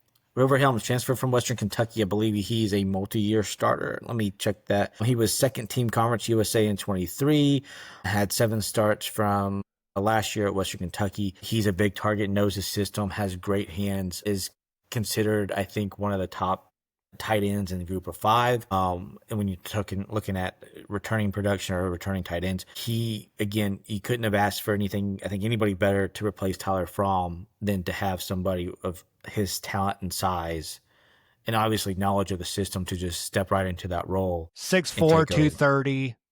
Also Yeah. out of Alabama, seeing a trend Mhm. here. Yeah. 19 receptions, 228 yards, 2 touchdowns last year, 12 yards per reception. So yeah, I think this is a guy that could have a really big year. Yeah, he could. Yeah. And not only that, should be able to.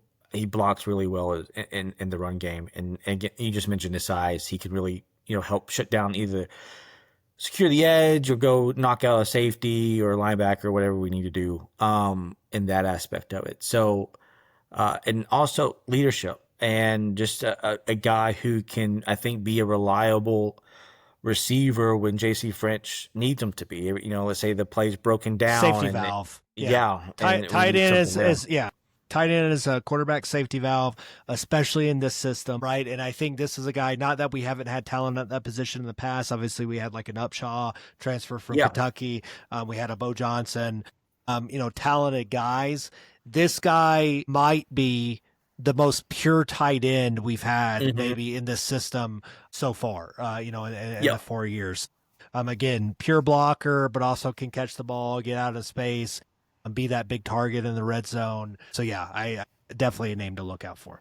Yeah, he is. Another one is a transfer, Amon Green. He's a senior from Georgia State. Again, another transfer from a rival school. This one from Georgia State here. Again, I think he's had 15 starts or so in the last 2 or 3 years. He was looked at as a pretty good tight end at Georgia State. He was a consistent target of who was the quarterback from last year. I can't remember his name. The Canadian guy. Name. The Canadian guy. Yeah. And so again, he is 6'2", 245, so a little bit heavier, but I think an inch or so shorter than River Helms. But again, senior, has plenty of starting experience, has great hands, is a great route runner, is able to be kind of a red zone target when we get down there as well.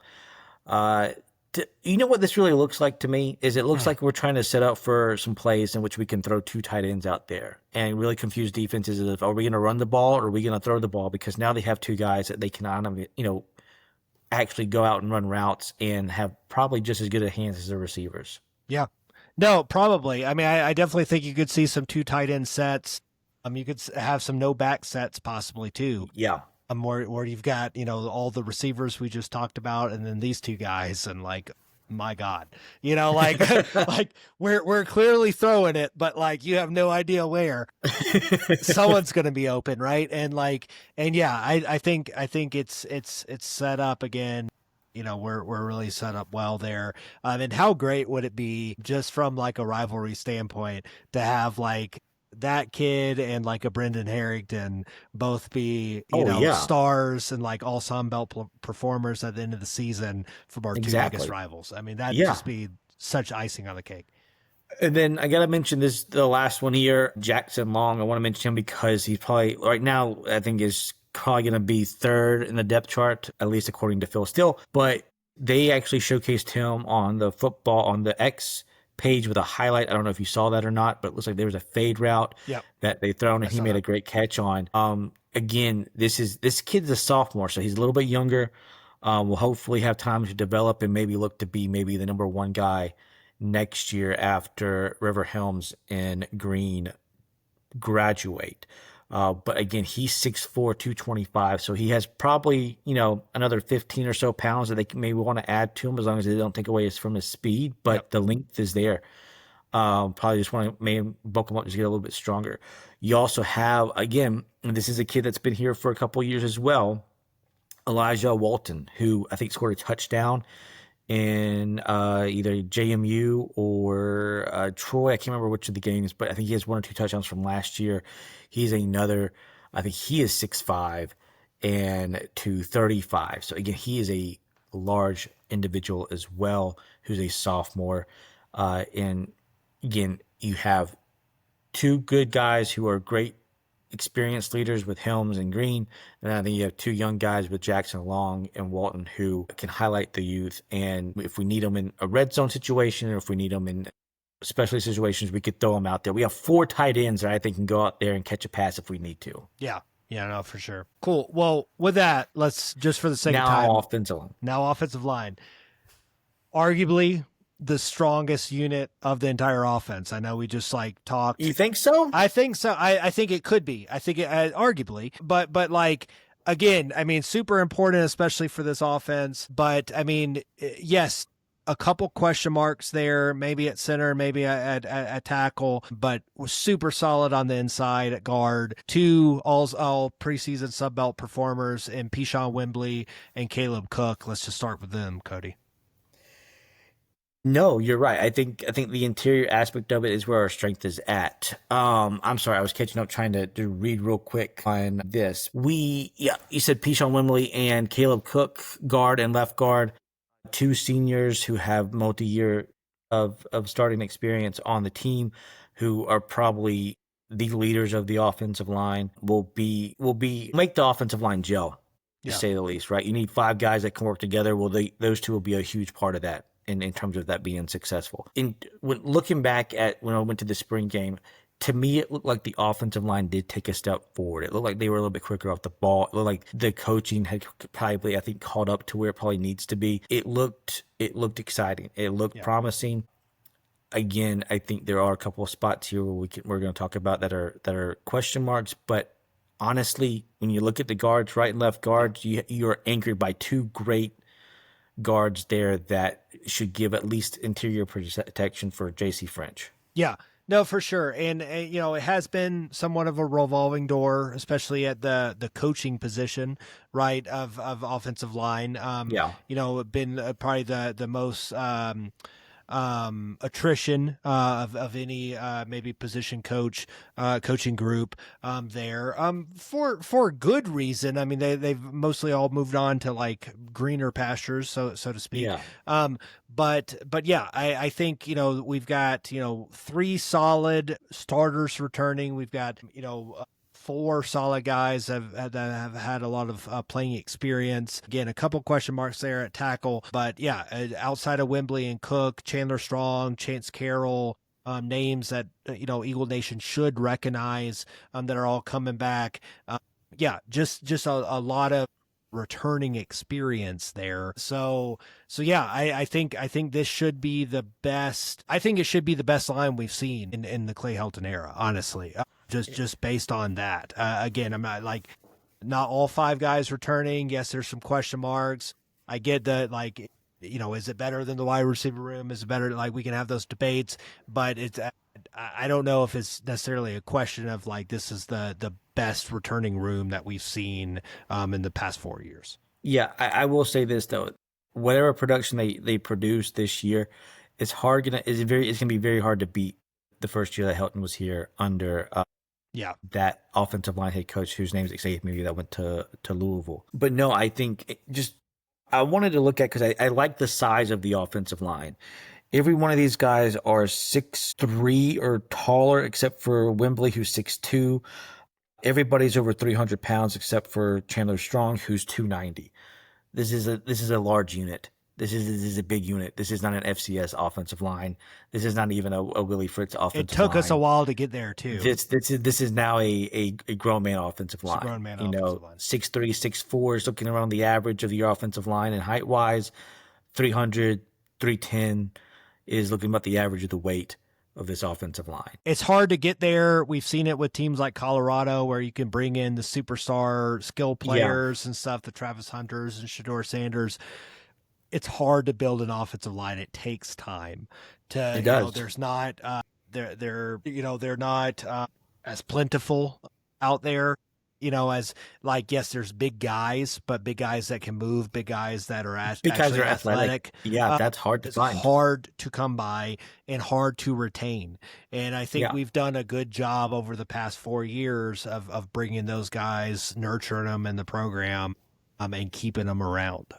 So that's, it's something that I'm excited about, that again, it makes this whole machine run, and it's something that like really relies on not on yeah on continuity and just like returning experience and stuff. Like you can't just like throw together a bunch of guys and have them be this cohesive unit. So Correct. the thing that I think, is really our strong suit that sets us apart from most of the teams in the Sun Belt, and frankly, probably most of the teams in the group of five, is just that returning experience and Yeah. that gel, the ability to gel, the ability to kind of walk the same walk and speak the same language, and just be in lockstep with one another. Yep.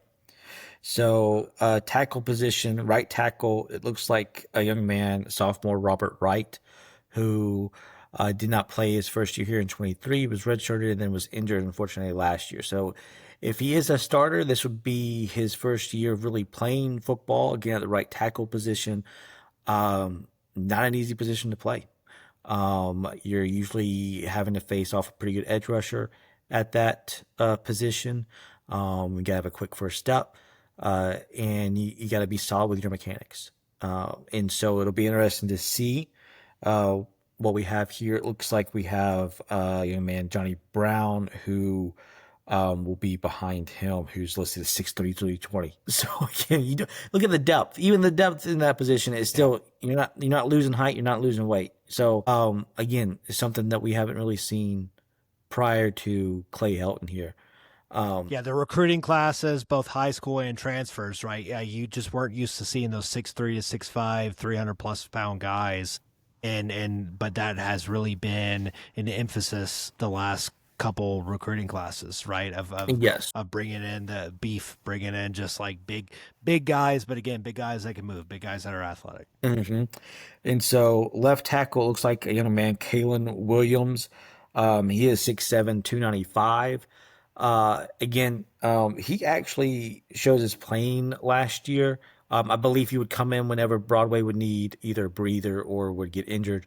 And so I think he saw action in just about most games last year. So even though he didn't start, he does have experience. Not a lot of experience, but he has been on the field. And so again, left tackle, probably the most important position if you want to look at it, blind side, trying to block off the edge there for JC French. Again, these are my two biggest question marks of the offensive line. Yeah. If they're solid and all five guys work well as a group, man, I think the sky's the limit in terms of points per game, rushing, all of it. But if there's a weakness somewhere, I feel like the weakness is going to be at one of the tackle positions, and hopefully as the season goes on, it can either be corrected or we can figure out ways to mitigate that weakness if it becomes an issue. Yep, for sure. Cool. Well, final unit, closing out the offense, running backs. Let's move to that. Strong unit, certainly, last but not least right here. No. A unit that obviously would have been probably the first one we would talk about before the wide receiver room in years past. Obviously, wide receivers kind of take the spotlight now with the offensive scheme change, but still what a world we live in. What a world we live in. Wild ride. But yeah, I mean, the running back room is still really strong. Is it as strong as it was? I mean, we don't have time to debate that, but it is strong. We have a lot of depth there. Well, it's not anytime just you lose a guy like Jalen White, that's a huge hit. That's a huge hit. It is. And again, he played through a lot of injuries the last year or two just to try to get through it and to be out there on the field. Obviously we have two guys that I think everybody knows at this point, OJ Arnold and David Adinga, who I think have really been fan favorites with everybody. And so I look for them to carry the load. They obviously should each get a lot more carries, a lot more opportunities this year, obviously with White being gone and graduating. But again, it doesn't necessarily mean that that's a weakness. And I don't think it is a weakness. I just think they can be used a lot differently. It's not a weakness. Again, I come back to the word continuity. I mean, yes, we lose Jalen White. Yes, that's a huge hit. Yes, that's kind of impossible shoes to fill, just like a Marquez Watson Trent, right? Like he was that for the offense, right? He was the heart and soul, not just talent and playmaking ability, but like it was just that will. He was that locker room leader. He was that on-field general. So yes, that's hard to replace, but talent, we have it. And honestly, unlike the wide receiver room where there are a lot of new names, a lot of new faces, a lot of hype around those guys, there's not with a running back room, and that's okay because we're solid. We're solid there, even with losing Jalen White. You've got David Bigdinga, you got OJ Arnold. You've got a guy like Terrence Gibbs, a highly recruited guy out of high school, probably running back 3. Dealt with some injuries both in high school, both some nagging stuff early on in his collegiate career. But he's a guy, you know, I've been really excited about. Cody, I know you have too, for the last couple of years. And I mean, that's your stable, and it's a solid stable. I mean, you got 3 really solid horses there that can get the job done. No, I think you're right.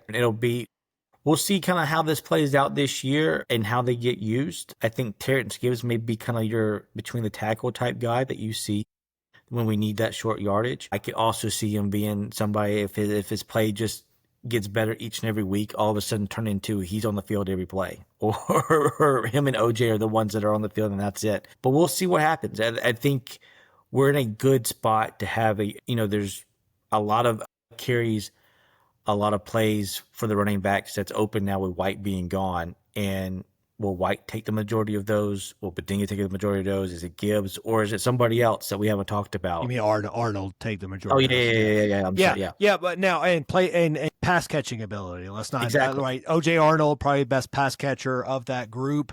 I'm not quite sure about Terrence Gibbs just because we haven't seen enough of them. But of the Bedinga and the OJ Arnold definitely has ability. Probably has the best hands of that group. Yeah.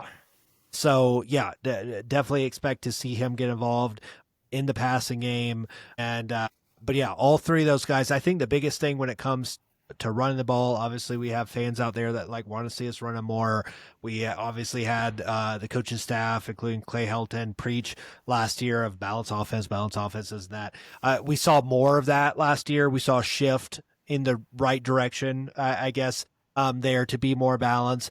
Still pass heavy, obviously, but like to me, it's less about the ratio and more about like play what's working.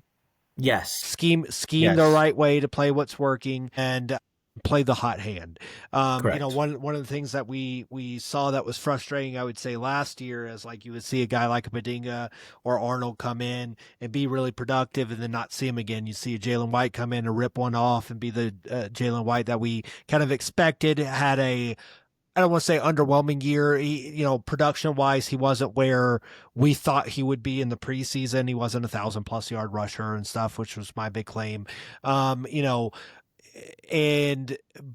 when you saw those glimpses and those flashes, we like went away from them. Yeah. So it's like I don't care who it is, if it's Arnold, if it's Bedinga, if it's Gibbs, if it's a guy who we don't know his name yet, he's not a household name. If they get an opportunity and they're showing it, let's keep feeding them. Maybe it is just for one game, maybe it is just for one half or one quarter, but like let's keep feeding that hot hand. I think that was a frustration in the bowl game last year, is that especially at certain points when it seemed like we were running the ball really, really well, we would get away from it. I think there was one series that I think we had like 2 runs that went off for like 50 yards, and then all of a sudden we threw the ball 3 straight times. Yeah, exactly. And it was just like that's a frustrating aspect of. And again, that's not really the running back room. That's more of that's a play calling, and that's Applin and understanding. Okay, I don't need to overthink it. No. Right. That's you saw that with Brian Ellis. I thought did a good job with that the first year, right? We have a game like at ODU. Last time we beat ODU, right? We go up there and we're like, we're going to run the ball, right? Yeah, like, exactly. Like they're playing the pass. We're going to keep running it. They're still playing the pass. Yeah. We're going to keep running it. 8 yards. For this JMU game, in which he realized very quickly in the first quarter, we are not running on this team. There's no way we can get anywhere running. So we're just going to tell Fantrice, you're throwing the ball every down. And we'll see what happens, because that's the best way we have to beat them. And I think, again, that was Applin's first year of calling plays since he was at North Alabama, which I believe is probably, 3, 4, 5 years ago. I'll give him the benefit of the doubt that he's just getting his teeth cut back into that cloth of calling plays and scheming and that sort of thing. But I think the big picture here is that keep it simple. If something's working, keep doing it until they show you they can stop it, and don't overthink it, thinking that, oh, we just had these 2 great run plays. They're going to obviously think that we're going to run, and they're going to, load up the box. So I'm going to outsmart them and try to throw it over their heads and do something that won't work. And all of a sudden now you've taken yourself, either because of a bad play or sack or whatever, now you're taking yourself out of scoring points. So no, in terms of that aspect of it, yes, I want coaching.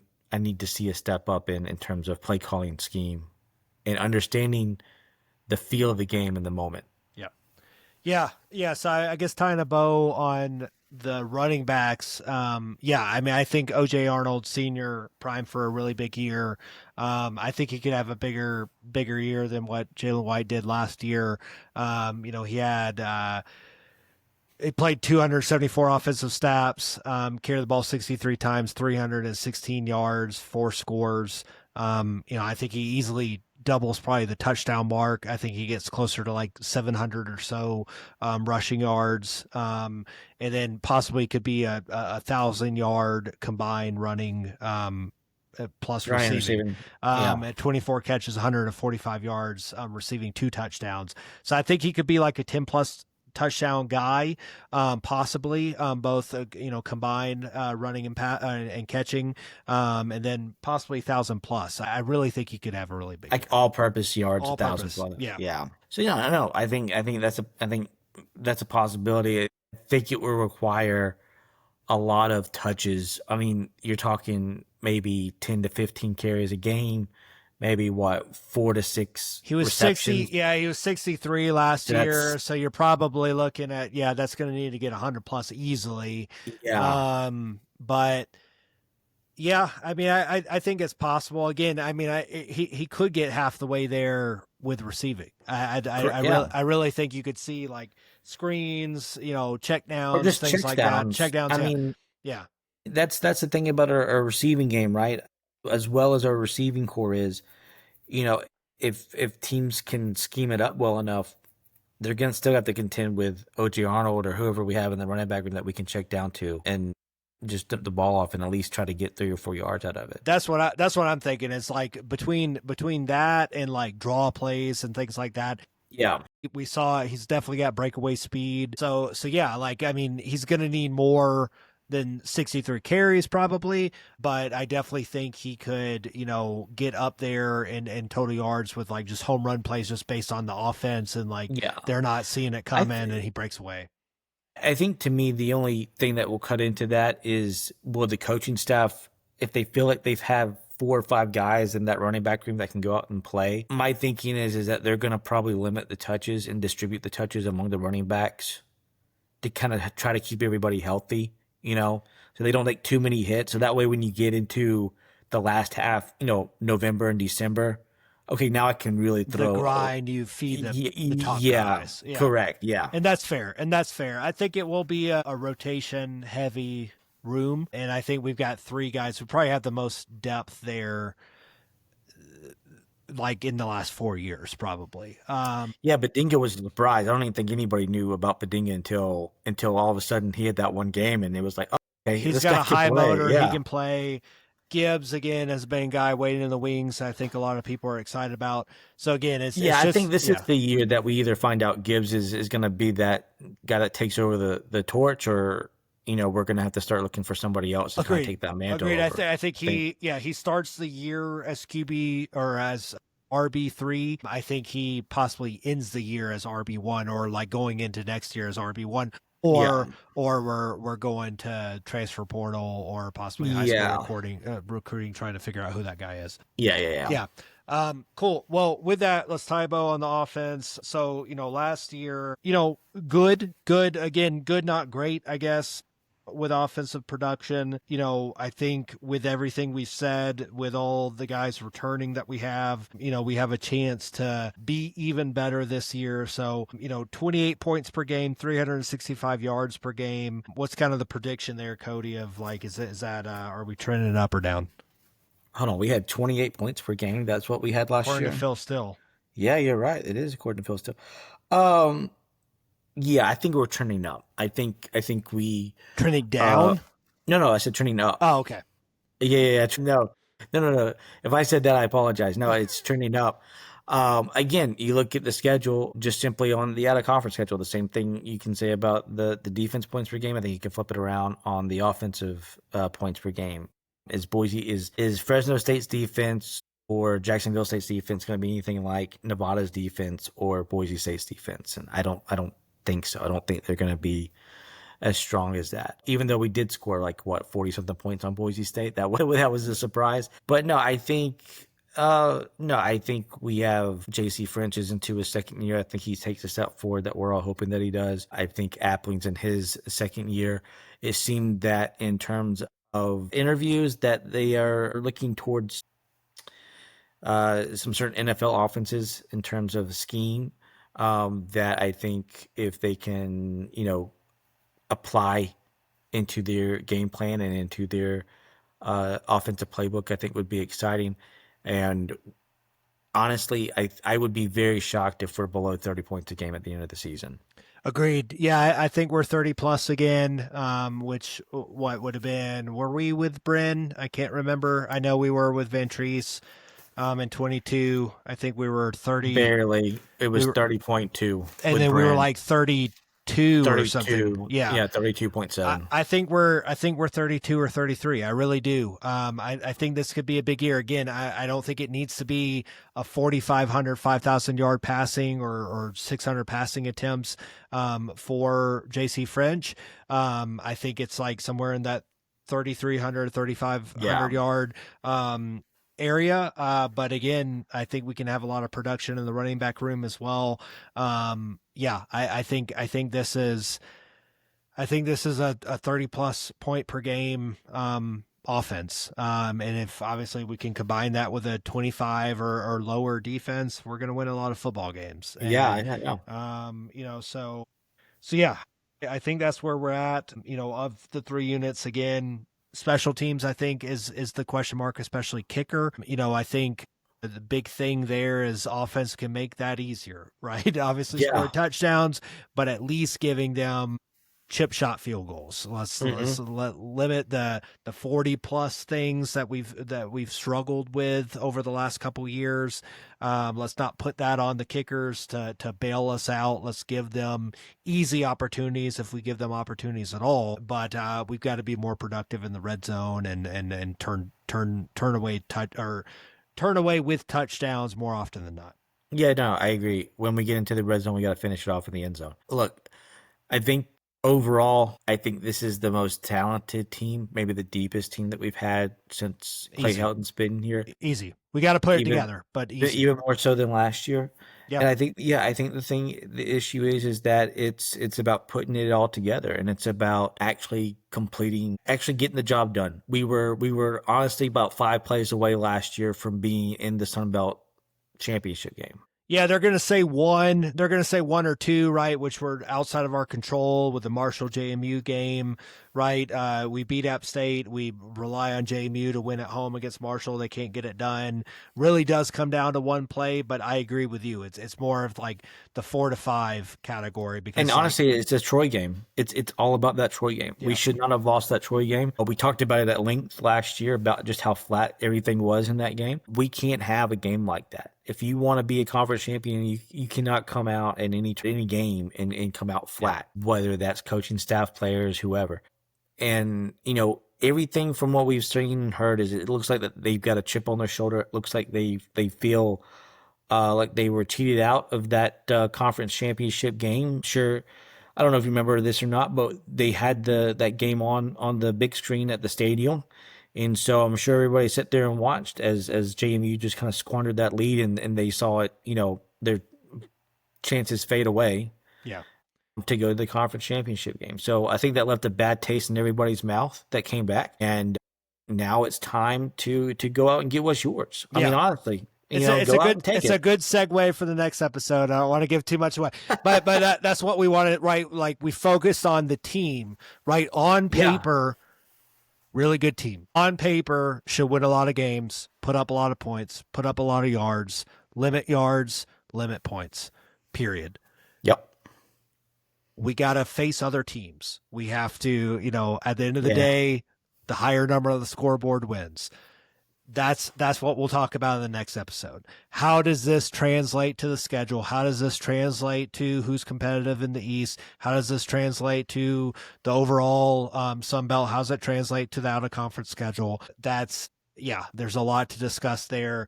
It will feed into expectations. But yeah, I mean, it's the pieces are there to make it happen. We just have to actually put it together on the field and realize the potential. Exactly. And I think that's where our fan base is at overall. I think a lot of folks recognize that we have talent across all defensive or all position groups. I think where the hesitation comes from is, can we actually put it together over a 12-game season? Yep. And string them and get the wins that we need. Can't have those letdowns. Can't Correct. have the Troys and the ODUs. So yeah, you can't come off flat from the bye weeks. Yeah. You can't come off flat for the mid game. You know, it's you got to go out and win on the road. Yeah, we have very hard road games. So yeah, not to get into it now, but yeah, that's the next episode. But yeah, but again, it's like on paper it's there, but like you don't win games on paper. So yeah. So with that, let's call it Cody. Again, thank you to our sponsor, CanCut Tools, KNKUT. Go check them out at cancutTools.com. Check them out on Instagram. We appreciate Andy Thompson and his support. Tune in next time. Go like this episode on YouTube, subscribe to the podcast on YouTube. Even if you continue to listen to us on your listening platform of choice, leave a review for us on Spotify, on Apple. 5 stars is great. Comments is even better, right? 5 stars with comments, that's going to be even better. So even if it's just like great podcast, Hail Southern, like we get all that stuff on X. We really appreciate it. Again, we want to continue to grow this thing. Tell a friend. You can do that a multitude of ways, of course. But anyone that you know that loves Georgia Southern football, spread the word about us, but also spread it to strangers through reviews and likes and subscribes and all that good stuff. So thank you. We love you. We appreciate you. Cody will pick it up next time, and we'll end it as we always do. Hail Southern. Hail Southern. Man, what a great day to be an Eagle.